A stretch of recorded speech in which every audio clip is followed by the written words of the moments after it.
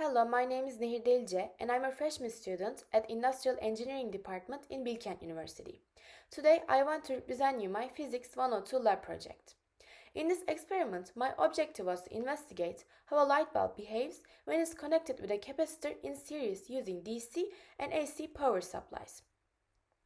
The experiment was carried out in two parts. In the first part, I used a DC power supply and observed the light bulb's behavior. My theory was basically about bulb keep lighting a few seconds after the DC power supply is turned off as the capacitor uncharges. In the second part, where I used oscilloscope, a light bulb, a capacitor, and a multimeter, my goal was to observe the bulb's behavior and to measure capacitor reactance for different frequencies.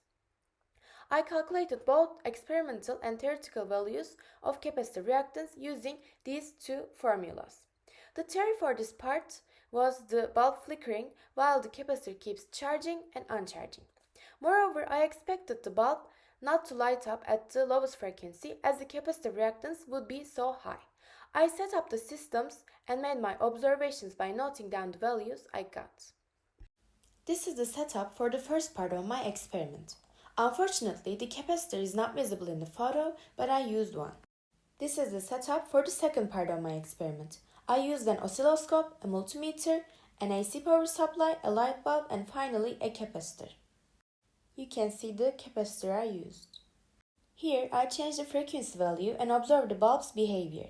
When the frequency is 3.3 Hz, the bulb doesn't light up, but as I increase the frequency, it starts lighting. Capacitive reactance is the opposition presented by a capacitor to the flow of alternating current in a circuit, so as it decreases, the bulb gets brighter.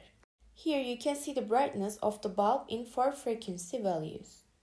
Then I measured the current between the two sides of the capacitor and noted down my values to calculate experimental value of the capacitor reactance. This is the final data. Error percentages can be seen here.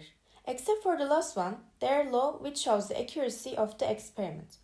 Errors can occur due to the really small values of capacitor reactance, so it's another conclusion drawn from the experiment. The final part of my data is graphs. I plotted 2 graphs as you can see. The first one is experimental reactance versus current graph, and the second one is theoretical capacitor reactance versus frequency graph. It can be clearly seen that both current and frequency are inversely proportional with capacitor reactance. In the first part of my experiment, I couldn't observe what I expected in the theory. The reason why I couldn't reach my goal might be that the light stayed on too short to be seen with the eye, the resistance of the bulb, or the capacitor. Even though it didn't work, I still tried my best to conduct the experiment. In the second part, I reached my goal and largely proved my theory. I observed the flickering behavior of the light. In addition, the light didn't light up at the lowest level of the frequency and kept lighting brighter as I increased the frequency value. This showed me that the capacitive reactance and the frequency are inversely proportional.